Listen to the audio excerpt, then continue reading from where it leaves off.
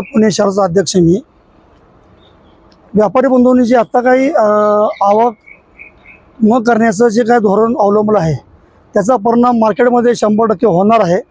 जर आवक थांबली मार्केट यार्डमधली तर जावक पण थांबणार आहे. कारण पुणे शहर आहे आणि पुण्याचं मार्केट हे महाराष्ट्रातलं मोठं मार्केट असून पुण्याच्या मार्केटमधून जिल्ह्याच्या व राज्याच्या इतर ठिकाणी माल जात असतो आणि येत पण असतो.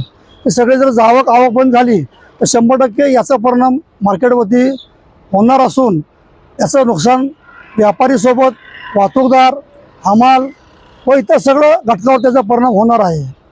हा निश्चितच अन्यायकारक वाढ असं म्हणता हरकत नाही.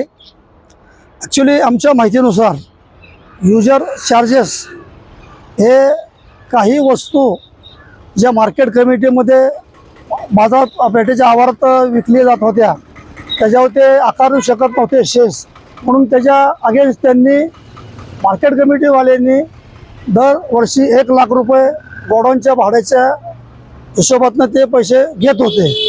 म्हणजे येणे करून ते पैसे ते घेत होते. आता नवीन हा युजर चार्जेस लावल्यामुळं पहिले 1 लाख रुपये आत्ता 1% जो युजर चार्जेस लावणार, महागाई वाढणार. महागाई वाढल्यामुळे सर्वसामान्यांचं कंफर्ट ॲक्च्युली मोडणार. आताची परिस्थिती पाहतोय आपण मार्केटमध्ये ओव्हरऑल जगाच्या पातळीवर जे काही युद्धजन्य परिस्थिती आहे, तेलाचे भाव, पेट्रोलचे भाव, डिझेलचे भाव, ह्या सगळ्या गोष्टीचा जर विचार केला तर 100% महागाईचं वाढ होणारच आहे आणि धंद्यावर याचा परिणाम होणार आहे. मार्केट कमिटीचे काही धोरणं अतिशय चुकीचे असून आमच्या वाहतूकदारासुद्धा अशा अडचणी आहेत की जर गाडी पार्किंगमध्ये हात लावायची म्हटलं तरी पार्किंगचे पैसे वेगळे, प्लसमध्ये एंट्रीचे पैसे वेगळे, अशा काही गोष्टी आहेत की त्यामुळं बाजारपेठेतला व्यापार संपत चाललेला आहे असं म्हणा हरकत नाही. प्रामुख्याने आमची सहयोगी संस्था आहे पुणे मर्चंट चेंबर्स. आज महाराष्ट्रात आणि भारतामध्ये अग्रगण्य संस्था आहे. ती व्यापाराच्या माध्यमातून ती फार मोठी संस्था असून त्यांना आमचा 100% त्यांना आम्ही सपोर्ट करणं. आवक थांबले तर आमचा व्यवसाय बुडणार, त्यामुळे आम्हाला त्यांना सपोर्ट करावाच लागणार आहे.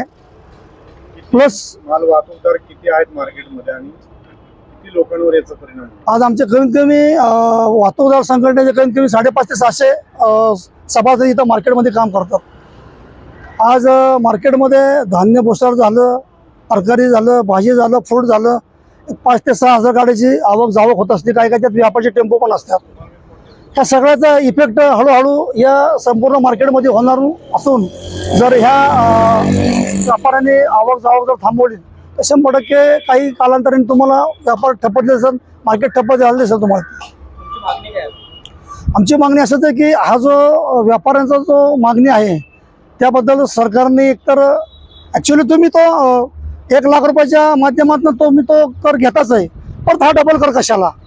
मग एका गुन्ह्यासाठी म्हणतो ना आपण 2 शिक्षा, तसं नको व्हायला पाहिजे. तुम्ही तर ते घेता ना 1 लाख रुपये, ठीक आहे, तिथं तुम्ही थांबा. हे 1% युजर चार्जेस म्हणजे ते ग्राहकाच्या म्हणजे आमच्या बोकांनीच बसणार आहे.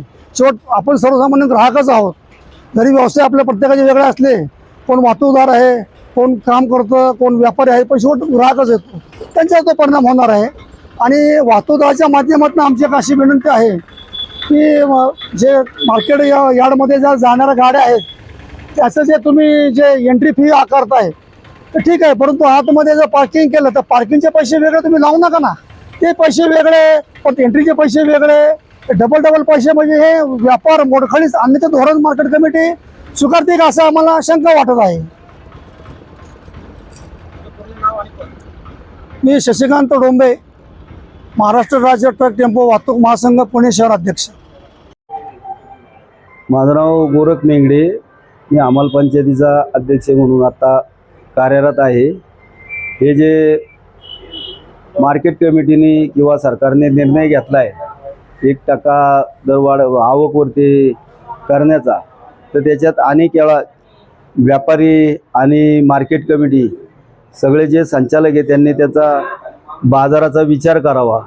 जर त्यांनी असं आवकवरती बंदी केली तर बाजारांवरती परिणाम होणार आहे आणि त्या परिणामाची आमचे जे अंगावरती काम आहे तर त्या आवक बंद झाल्यानंतर उपासमार सुरू होणार आहे. तर त्यांनी मीटिंग घेऊन त्याचा योग्य ते निर्णय करावा, जेणेकरून बाहेरच्या उपनगरात माल जातो त्यांना काय त्याचा त्रास नाही आहे आणि बाजारपेठेमध्ये जे आहे त्याला त्रास झाल्यानंतर आवक जर बाहेर गेली तर ह्या बाजाराचे एकदम काम कमी होणार आहे आणि आमच्या कामगारावर त्याचा परिणाम होऊ नये याच्याकरता बाजार समितीने मिटिंग घेऊन त्याचा फेरविचार करावा असं आम्हाला अंमल पंचायतीच्या वतीने वाटते. मार्केटमध्ये साधारण किती हमाल साधारण आता 1400 ते 1500 कामगार इथं बाजारात काम करतात. आपल्या ह्याच्यात तोलणार, महिला भगिनी आहेत, वारणार किंवा दुकानातले कामगार मिळून तसे आमचे 2000 कामगार आहेत. त्याच्यावरती हा परिणाम होणार. म्हणजे जर आवकच नाही झाली, जो दुकानातला माल आहे तो जाचपर्यंत काम चालन आणि त्याच्यावरती कोरोनामध्ये जसं बंद झालं तर त्याच पद्धतीने काम चालन. तर असं काय एकदम कडक निर्णय न घेता सरकारने त्याचा फेरविचार करावा आणि त्यांना न्याय द्यावा. त्यांनी आता जर आंदोलन केलं तर त्या आंदोलनाला आम्हाला पाठिंबा म्हणूनच जाहीर करायला लागतो. कारण का बाजार चालला तरच आम्हाला त्याचं म्हणजे कामाचे पैसे मिळतात. आम्ही पगारी नसल्यामुळं अंगावर काम आहे आमचं माथाडी कामगार म्हणून. दुसरे काय कुठले पैसे असे दुसऱ्या कामाचे नसतात. आवक व जावक आणि आवकच आली नाही तर ते काम बंद झाल्यासारखंच आहे. तर व्यापाऱ्यांना त्यांनी मिटिंग बोलवून त्याच्यावरती फेरविचार करावा असंच आमचं अंमल पंचायतीच्या वतीने कामगाराच्या वतीने म्हणणे आहे आमचं. पुन्हा मर्चंट चेंबरनी आंदोलनाकडे कसं बघतं? त्या आंदोलनाला आमचा पाठिंबा राहील ना.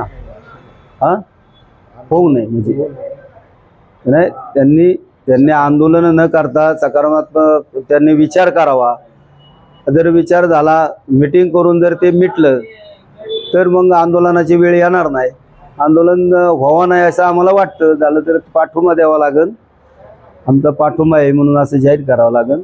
त्याचा विचार करावा, फेरविचार त्यांनी, अशी आमची अंमल पंचायतीच्या वतीने म्हणणे आहे आमचं.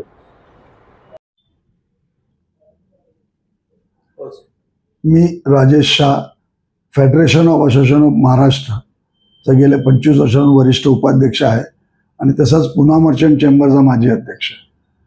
25 मे रोजी कृषी उत्पन्न बाजार समितीने एक सर्क्युलर काढून सन 2022 पासून व्यापाऱ्यांवर आणि इतर व्यवसाय करणाऱ्या सगळ्या व्यावसायिकांना युजर चार्जेस 1% भरावा असं एक सर्क्युलर निवेदन काढलेलं आहे.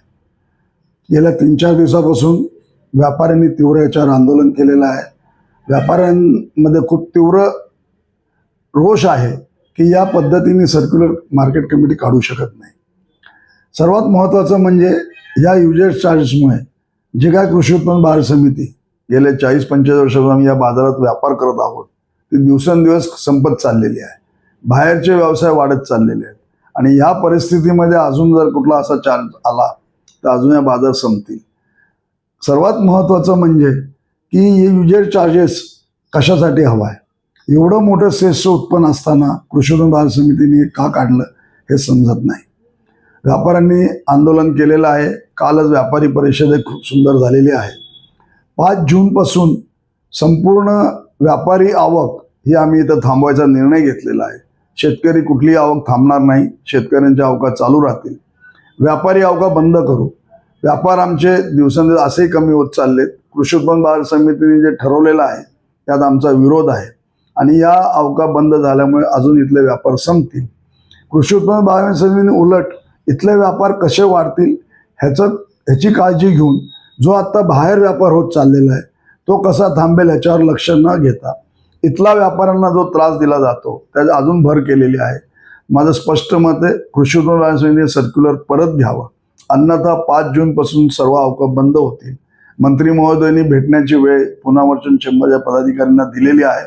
त्यामध्ये काही योग्य निर्णय लागला तर चांगली गोष्ट आहे. अथवा हे आंदोलन खूप मोठ्या प्रमाणात व्यापारी छेडतील आणि याच्यामध्ये संपूर्ण महाराष्ट्रातील लाखो व्यापारी याच्यात सामील होणार आहे. या बंदमध्ये फक्त व्यापाऱ्यांचा विरोध आहे असं नाही आहे. हमाल कामगार, ट्रान्सपोर्ट असोसिएशन, माथाडी कामगार या सगळ्यांचा विरोध आहे आणि अशा पद्धतीने काही चुकीचे कायदे येतात ह्याला संपूर्ण महाराष्ट्रात विरोध होणार आहे. म्हणून आमचं नम्र निवेदन आहे पणन मंत्री यांना की हे जे कुठलं सर्क्युलर पणन संचालकांनी 25 मे रोजी काढलेलं आहे ते त्वरित माघारी घ्यावा किंवा याचं कायमस्वरूपी बंद करावं. धन्यवाद.